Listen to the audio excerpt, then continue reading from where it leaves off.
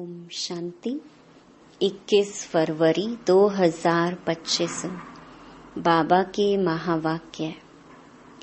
मीठे बच्चे, पास with honour होना है तो बुद्धि योग थोड़ा भी कहीं ना भटके। एक बाप की याद रहे, देह को याद करने वाले ऊंच पद नहीं पा सकते। प्रश्न: सबसे ऊंची मंजिल कौन सी है?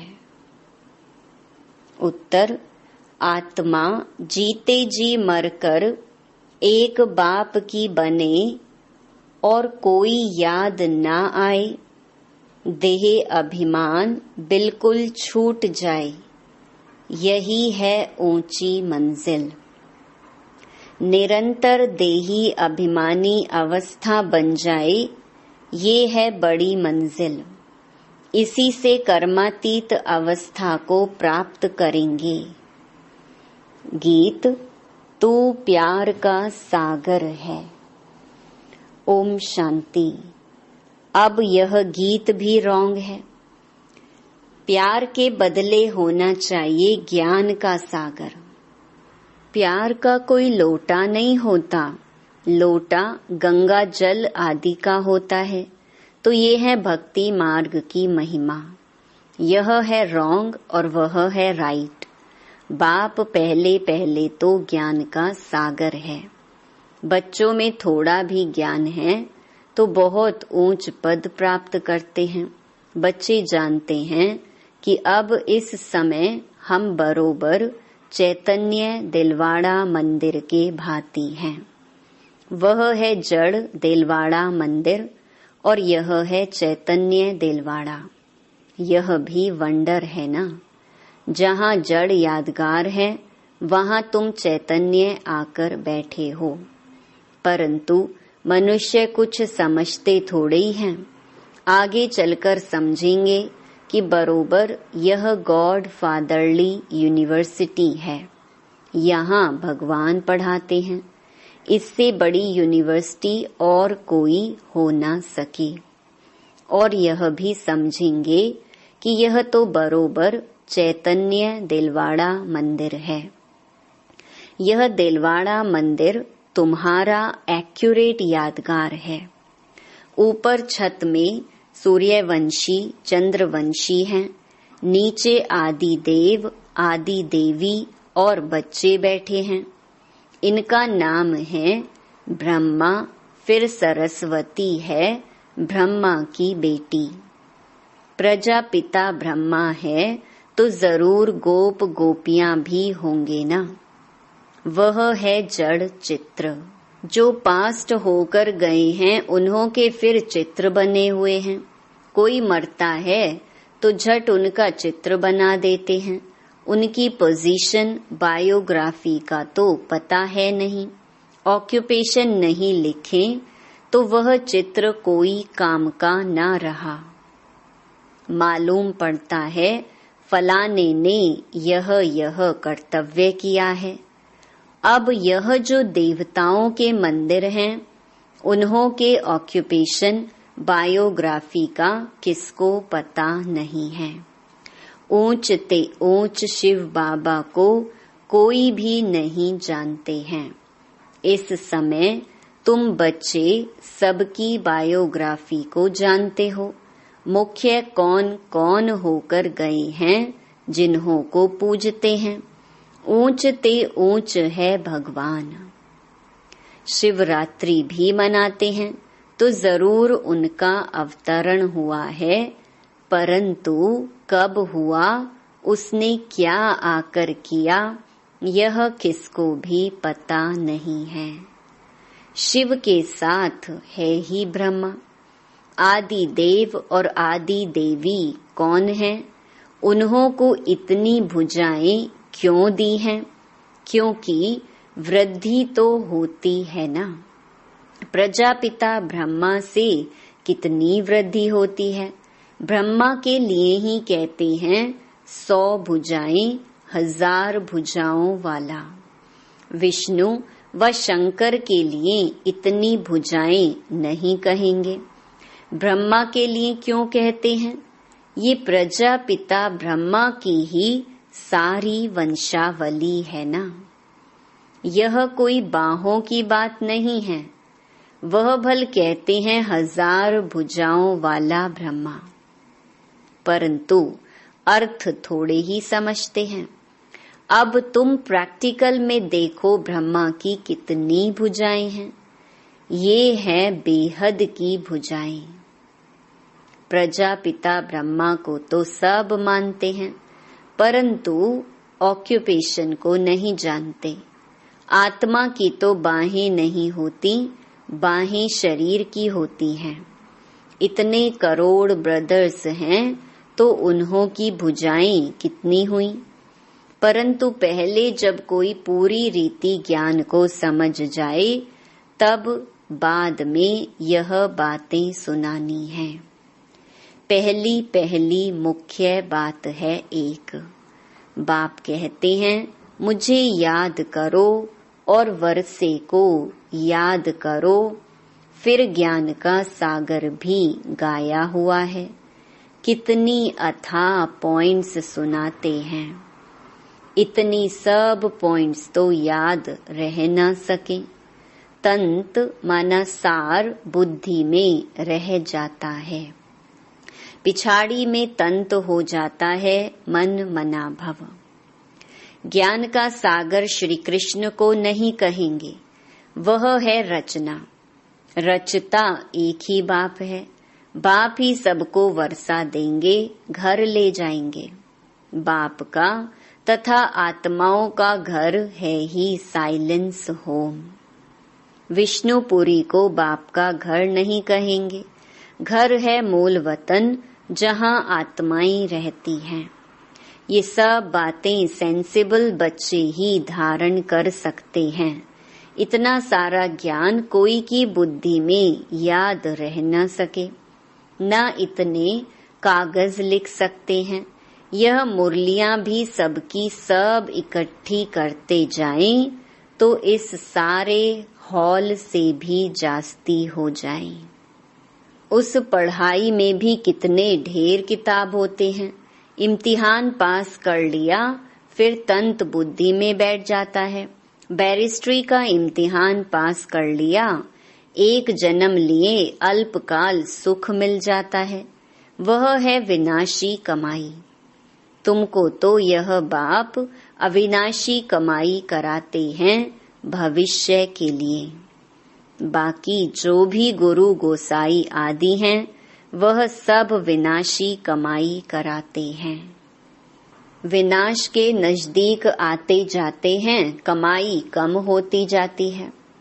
तुम कहेंगे कमाई तो बढ़ती जाती है, परंतु नहीं, ये तो सब खत्म हो जाना है। आगे राजाओं आदि की कमाई चलती थी, अभी तो वे भी नहीं हैं। तुम्हारी कमाई तो कितना समय चलती है। तुम जानते हो यह बना बनाया ड्रामा है, जिसको दुनिया में कोई नहीं जानते हैं। तुम्हारे में भी नंबर वार हैं जिनको धारणा होती है। कई तो बिल्कुल कुछ भी समझा नहीं सकते हैं। कोई कहते हैं हम मित्र संबंधियों आदि को समझाते हैं, वह भी तो अल्पकाल हुआ ना। औरों को प्रदर्शनी आदि क्यों नहीं समझाते? पूरी धारणा नहीं है। अपने को मियाँ मिट्ठू तो नहीं समझना है ना। सर्विस का शौक है तो जो अच्छी रीति समझाते हैं उनका सुनना चाहिए।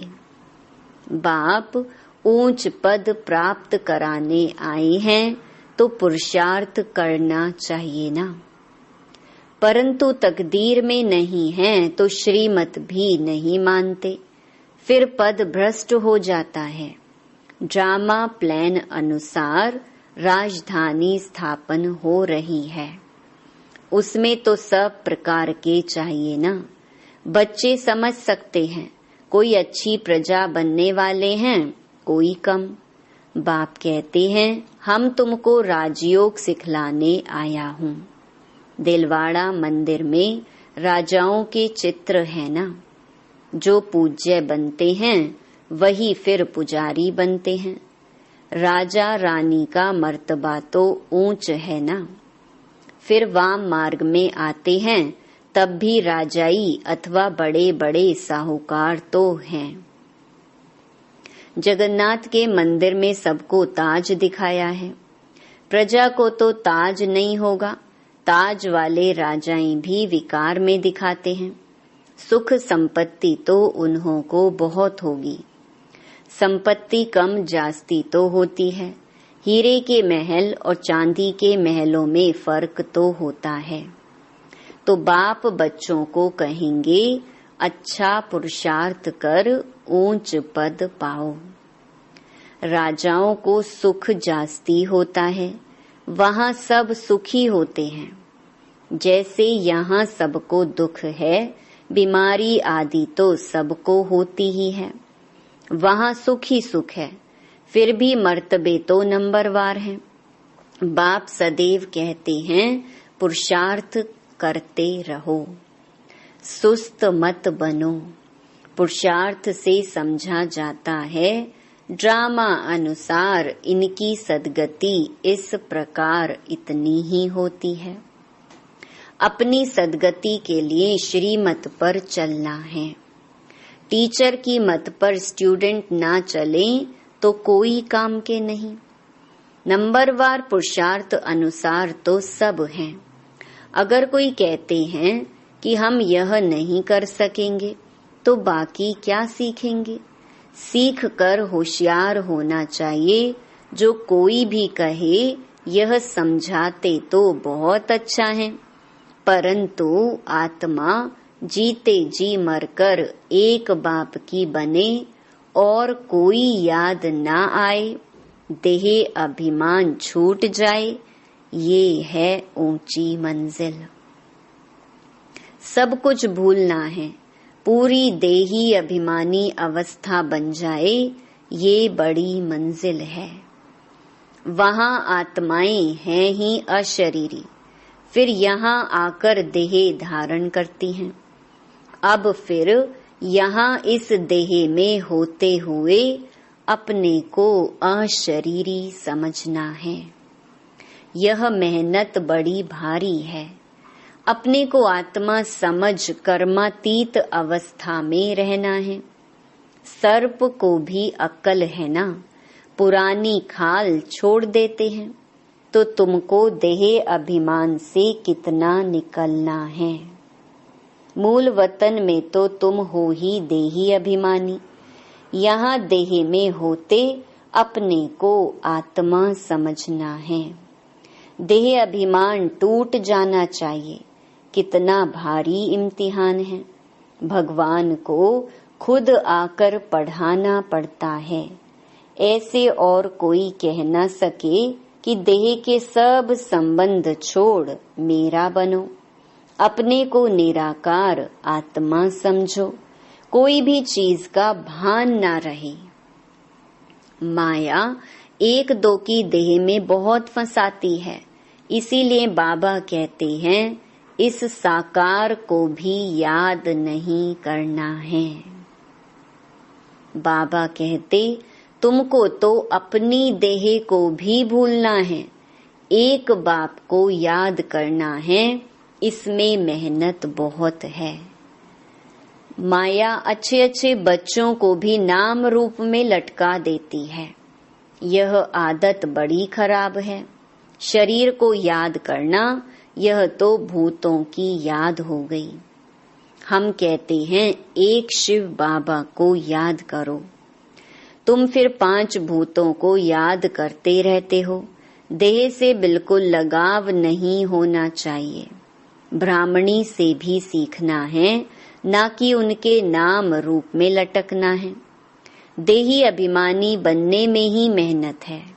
बाबा के पास भल चाट बहुत बच्चे भेज देते हैं, परंतु बाबा उस पर विश्वास नहीं करता है। कोई तो कहते हैं हम शिव बाबा के सिवाय और किसको याद नहीं करते हैं, परंतु बाबा जानते हैं पाई भी याद नहीं करते हैं। याद की तो बड़ी मेहनत है, कहाँ न कहाँ फंस पड़ते हैं। देहधारी को याद करना यह तो 5 भूतों की याद है। इनको भूत पूजा कहा जाता है, भूत को याद करते हैं। यहाँ तो तुमको एक शिव बाबा को याद करना है, पूजा की तो बात नहीं। भक्ति का नाम निशान गुम हो जाता है, फिर चित्रों को क्या याद करना है, वह भी मिट्टी के बने हुए हैं। बाप कहते हैं यह भी सब ड्रामा में नूंद है।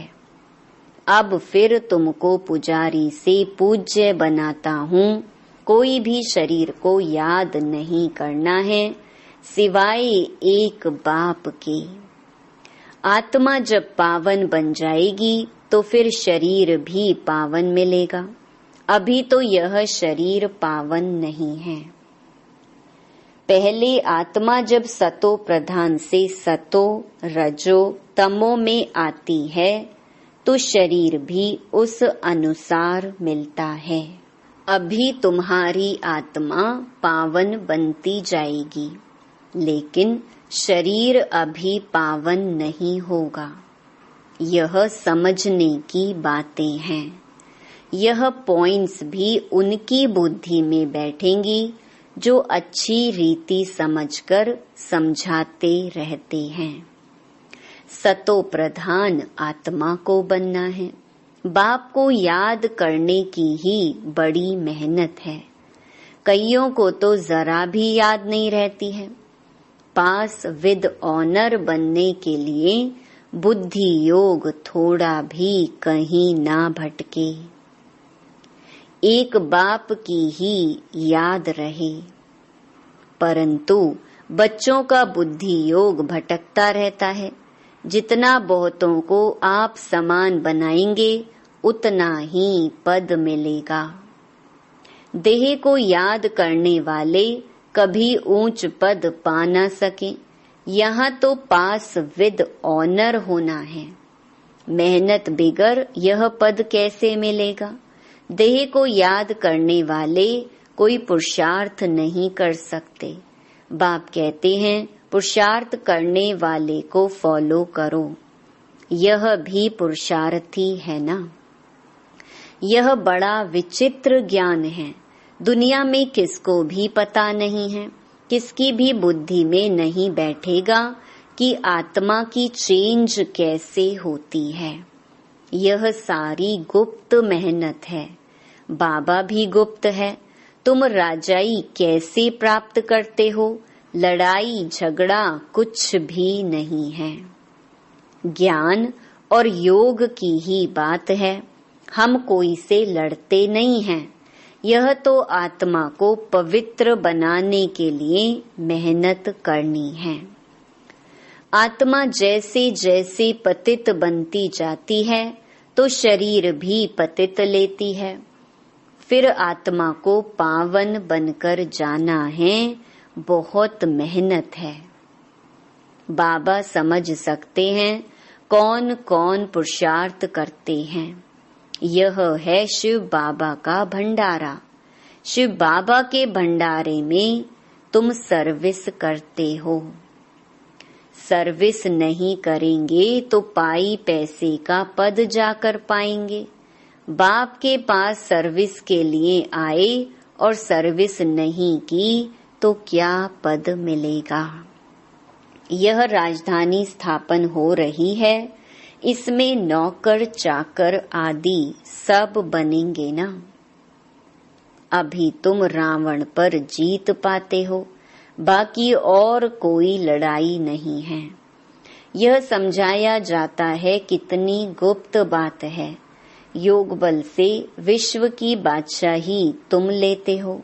तुम जानते हो हम अपने शांति धाम के रहने वाले हैं। तुम बच्चों को बेहद का घर ही याद है। यहाँ हम पाठ बजाने आए हैं, फिर जाते हैं अपने घर। आत्मा कैसे जाती है यह भी कोई समझते नहीं है। ड्रामा प्लान अनुसार आत्माओं को आना ही है। अच्छा, मीठे मीठे सिकिलधे बच्चों प्रति माता पिता बाप दादा का याद प्यार और गुड मॉर्निंग। रूहानी बाप की रूहानी बच्चों को नमस्ते। धारणा के लिए मुख्य सार। पहला, किसी भी देहधारी से लगाव नहीं रखना है। शरीर को याद करना भी भूतों को याद करना है, इसीलिए किसी के नाम रूप में नहीं लटकना है। अपनी देह को भी भूलना है। दूसरा, भविष्य के लिए अविनाशी कमाई जमा करनी है। सेंसिबल बन ज्ञान की पॉइंट्स को बुद्धि में धारण करना है। जो बाप ने समझाया है वह समझकर दूसरों को सुनाना है। वरदान, कल्प कल्प के विजय की स्मृति के आधार पर माया दुश्मन का आह्वान करने वाले महावीर विजयी भव। महावीर विजयी बच्चे पेपर को देखकर घबराते नहीं, क्योंकि त्रिकालदर्शी होने के कारण जानते हैं कि हम कल्प कल्प के विजयी हैं। महावीर कभी ऐसे नहीं कह सकते कि बाबा हमारे पास माया को ना भेजो, कृपा करो, आशीर्वाद करो, शक्ति दो, क्या करूं, कोई रास्ता दो। यह भी कमजोरी है। महावीर तो दुश्मन का आह्वान करते हैं कि आओ और हम विजयी बने। स्लोगन, समय की सूचना है, समान बनो, संपन्न बनो। अव्यक्त इशारे।